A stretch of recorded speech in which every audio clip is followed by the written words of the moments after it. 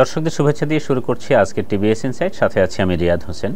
প্রিয় দর্শক, সর্বশেষ গত 2023-24 অর্থ বছরে যে অর্থ বছর শেষ হলো, সেই অর্থ বছরে বাংলাদেশের আমদানি, বিশেষ করে আমদানির ক্ষেত্রে মূলধনী যন্ত্রপাতি অথবা কিছু কাঁচামাল আমদানি কমে গেছে। এই কমে যাওয়া কেন বা এর ফলে আসলে কি হতে পারে, এই বিষয়টি নিয়ে বিজনেস স্ট্যান্ডার্ডে একটি প্রতিবেদন প্রকাশ হয়েছে। প্রতিবেদনটি করেছেন আমার সহকর্মী জনাব তন্ময় মোদক। আজকে স্টুডিওতে আমাদের সঙ্গে এই বিষয়ে আরও বিস্তারিত আলাপ করতে তিনি আমাদের সঙ্গে উপস্থিত রয়েছেন। তন্ময়, আপনাকে স্বাগত আমাদের স্টুডিওতে। মূলধনী যন্ত্রপাতি আমদানি কমে গেছে, কাঁচামাল অথবা মধ্যবর্তী কাঁচামাল আমরা যেটা বলি, এটি আমদানি কমে গেছে। এটি কি পরিমাণে কমেছে গত অর্থ বছরে, অথবা কেন কমেছে? প্রথমে ধন্যবাদ রিয়াদ ভাই আমাকে এই শোতে আমন্ত্রণের জন্য। তো আমরা যদি ইম্পোর্টের ফিগারটা দেখি, FY24 মানে সদ্য সমাপ্ত যে আমাদের অর্থ বছরটা গেল, জুলাই মাসে শেষ হলো, সেই জায়গাটা যদি আমরা দেখি, এখানে দেখবো যে আমাদের ওভারঅল ইম্পোর্ট কিন্তু বেড়েছে 0.86%-এর মতো। আগের অর্থ বছর খুবই সামান্য পরিমাণ বেড়েছে, কিন্তু সেই বাড়তি জায়গাটা কিন্তু আদার গুডসের মধ্যে, যেখানে লাক্সারি আইটেম থাকে, সেখানে অন্যান্য বিভিন্ন পণ্যের আমদানি থাকে, যেগুলো কিনা ভাগ করা যে হয়, কেন্দ্রীয় ব্যাংক যে কয়েকটা খাতে ভাগ করে, সেই খাতগুলোর বাইরে এইখানে একটু বেশি বেড়েছে। কিন্তু আমরা যদি দেখি ইন্ডাস্ট্রিয়াল র মেটেরিয়াল বলেন, ইন্টারমিডিয়েট গুডস বলেন, আপনি কনজিউমার গুডস বলেন, সব ক্ষেত্রে আমরা দেখছি আসলে একটা নেগেটিভ একটা ট্রেন্ড আছে।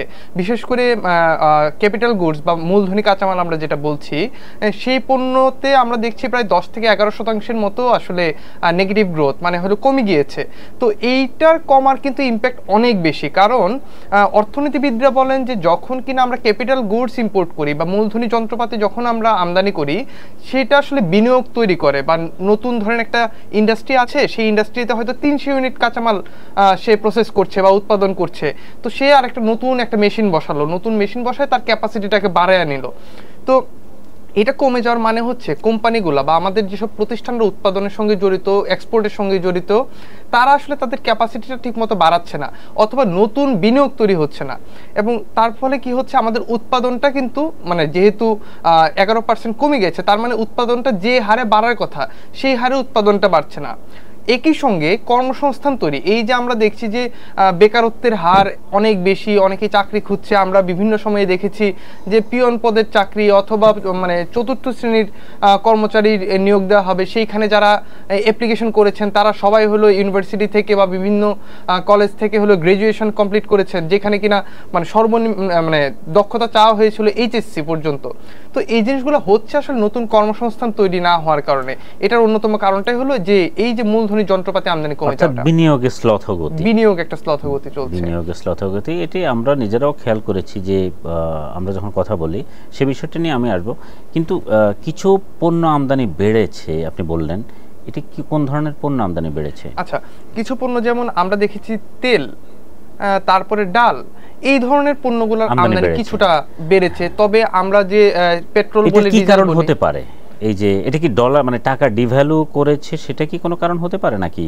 আমদানি কমার কারণ হলো কিন্তু ডলারের ডিভ্যালুয়েশন, যেটা আমরা দেখছি মূলধনী যন্ত্রপাতি কমা বা ইন্টারমিডিয়েট গুডস কমা। সেখানে একটা কারণ হলো আসলে এই যে আমাদের যে ডলার সংকট বর্তমানে চলছে, ব্যাংকগুলোর হাতে পর্যাপ্ত কিন্তু ডলার নাই। কারণ আমরা একটা সময় দেখেছি প্রতি মাসে 7 থেকে 8 বিলিয়ন ডলার কিন্তু আমরা এলসি ওপেন করেছি, আমরা আমদানি করেছি। সেটা কিন্তু এখন বর্তমানে 5 থেকে 6 বিলিয়নের রেঞ্জে চলে এসেছে। তো এই কমার অন্যতম কারণ হলো ব্যাংকগুলোর হাতে এনাফ ডলার নাই, এনাফ ডলার সাপ্লাইও তাদের হাতে নাই।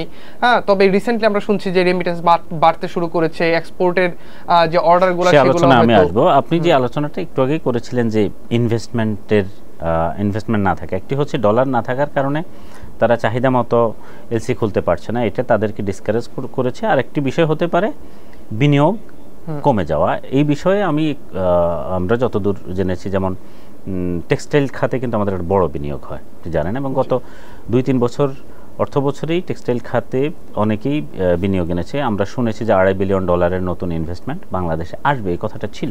এবং অনেকে কিন্তু এর জন্য কাঁচা মানে আপনার ফ্যাক্টরি সেট আপ করার জন্য মূলধনী যন্ত্রপাতি এসব ইম্পোর্ট একটা অংশ করেছেও।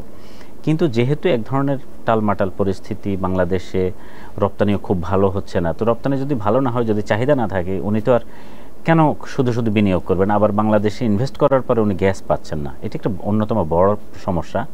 গ্যাস না পেলে উনি যদি ঠিকমতো গ্যাস সাপ্লাইটা না পান, তাহলে উনি এত শত কোটি হাজার কোটি টাকা বিনিয়োগ করে কেন উনি ফেলে রাখবেন, ব্যাংকের সুদ টানবেন? তো এই কারণে আমিও কথা বলেছি, আমার সাথে কয়েকজনের কথা হয়েছে যে কেউ হয়তো মাঝপথে বিনিয়োগটা থামিয়ে রেখেছেন, কিছু হয়তো মেশিনারিজ এনে থামিয়ে রেখেছেন, অথবা সেটি অন্য কোনো ইউনিটে কাজে লাগিয়েছেন, এর পরবর্তীতে তার যে প্ল্যান ছিল সেই প্ল্যান থেকে উনি পিছিয়ে এসেছেন। তো এটি আপনি যেটা বললেন যে এর ফলে আসলে ওভারঅল আমাদের কর্মসংস্থানে এটি ডেফিনেটলি একটা নেতিবাচক ইম্প্যাক্ট তৈরি করতে পারে। আচ্ছা, আমাদের আপনি জানেন যে গত 5 আগস্ট ছাত্র জনতার অভ্যুত্থানের ফলে যে শেখ হাসিনা সরকারের পতন হলো, নতুন ডক্টর ইউনূসের নেতৃত্বে নতুন অন্তর্বর্তীকালীন সরকার আসলো।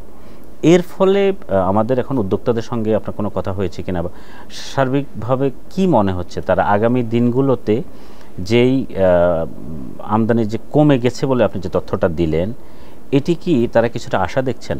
আইন শৃঙ্খলার যে পরিস্থিতিটা সেটা কিন্তু খুবই গুরুত্বপূর্ণ ব্যবসায়ের জন্য, এবং ব্যবসায়ীরা এটি নিয়ে তাদের উদ্যোগের কথা বলছেন, তারা কনসার্ন জানিয়েছেন। কারণ তাদেরকে বিভিন্ন ধরেন সে এক্সপোর্ট করবে, তার পণ্যটা হয়তো সাভারে তৈরি হচ্ছে, তার পণ্যটা চিরং পোর্টে পাঠাতে হবে, সেখান থেকে জাহাজীকরণ হয়ে সে পণ্যটা যাবে।